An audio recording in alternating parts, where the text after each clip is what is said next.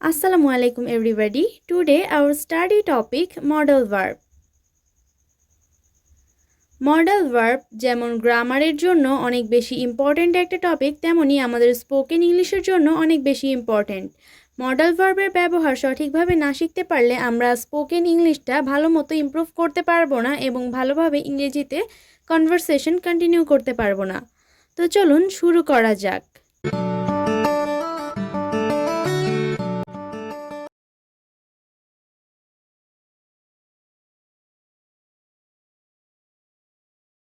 প্রথমে আমরা উইলের ব্যবহারটা শিখব। ইউজ অফ উইল, ভবিষ্যতের কিছু বোঝাতে উইল ব্যবহার করা হয়।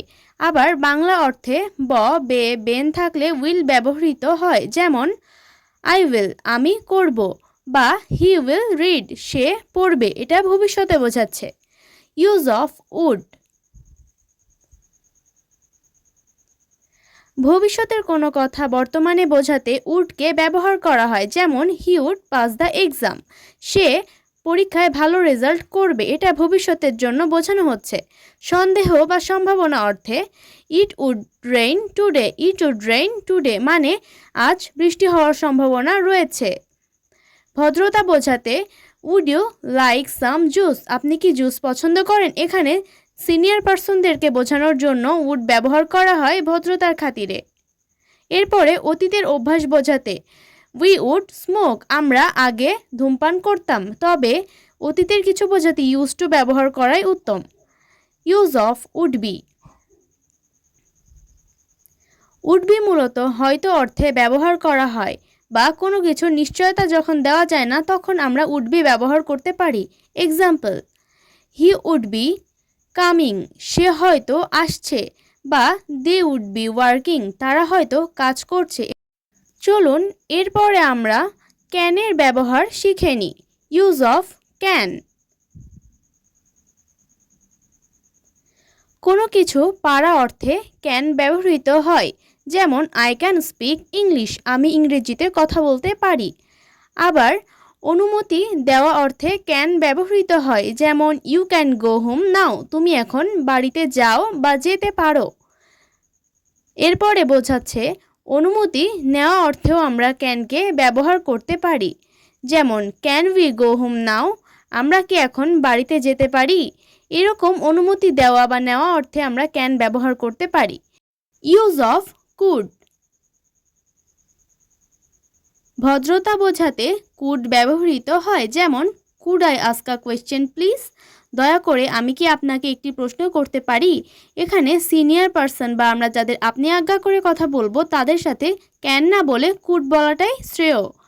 অতীতের কিছু বোঝাতে কুড ব্যবহৃত হয়। যেমন he could swim well when he was 10, সে ভালো সাঁতার পারত যখন তার বয়স 10 বছর ছিল। অনুরোধ করা অর্থে কুড ব্যবহৃত হয়। Could you open the door please, দয়া করে দরজাটি খুলতে পারবে। ইউজ অফ কুড বি, কোনো কিছু হতে পারে বা হওয়ার পসিবিলিটি আছে, এই অর্থে কুড বি ব্যবহৃত হয়। Example, he could be in the house, সে বাড়িতে থাকতে পারে, এখানে নিশ্চয়তা দেওয়া হয়নি সেই জন্য কুড বি ব্যবহার করা হয়েছে। ইউজ অফ শ্যাল, শ্যাল মূলত বাংলা অর্থে ব, বে, বেন এগুলো থাকলে ব্যবহৃত হয়। Example, I shall go with you, আমি তোমার সাথে যাব। আয়ের সাথে শ্যাল ও উইল দুটোই ব্যবহৃত হয়, তবে স্পোকেন ইংলিশে শ্যালের ব্যবহার নেই বললেই চলে। ইউজ অফ শুড, উচিত বা উপদেশ বোঝাতেই মূলত শুডকে ব্যবহার করা হয়ে থাকে। এক্সাম্পল, আই শুড গো, আমার যাওয়া উচিত, এটা উচিত অর্থে বোঝাচ্ছে। You should drink more water every day, তোমার প্রতিদিন পানি পান করা উচিত, এটা উপদেশ অর্থে বোঝাচ্ছে। ইউজ অফ শুড বি, কোনো কিছু হওয়া উচিত বোঝাতে মূলত শুড বিকে ব্যবহার করা হয়। Example, he should be kind, তার দয়ালু হওয়া উচিত। অতীতে উচিত ছিল এমন বোঝাতে শুড হ্যাভ বিন ব্যবহার করতে হবে। ইউজ অফ মে, কোনো কিছু হতে পারে বা সম্পূর্ণ নিশ্চিত নয় এমন বোঝাতে মে ব্যবহার করা হয়। Example, may I come in, আমি কি আসতে পারি। উই মে বি লেট, আমাদের দেরি হতে পারে। ইউজ অফ মাইট, কোনো কিছু হওয়ার সম্ভাবনা খুবই কম বোঝালে মাইট ব্যবহার করতে হবে। এক্সাম্পলটি হবে ইট মাইট রেইন। এখানে টাইপিং মিস্টেক হয়েছে। ইট মাইট রেইন, বৃষ্টি হওয়ার সম্ভাবনা খুবই কম। ইউজ অফ মাস্ট, কোনো কিছু অবশ্যই করতে হবে বোঝাতে মাস্ট ব্যবহার করা হয়।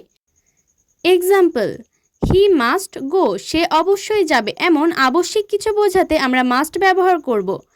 আশা করি আজকের ভিডিও দেখার পর ইংরেজি গ্রামারে এবং স্পোকেন ইংলিশে মডাল ভার্বের ব্যবহার আপনারা খুব ভালোভাবে করতে পারবেন আর কোনো সমস্যা থাকবে না। পরবর্তী ভিডিওতে আমরা আরও নতুন কিছু শিখব। এতক্ষণ সবাইকে পাশে থাকার জন্য অসংখ্য ধন্যবাদ। আসসালামু আলাইকুম।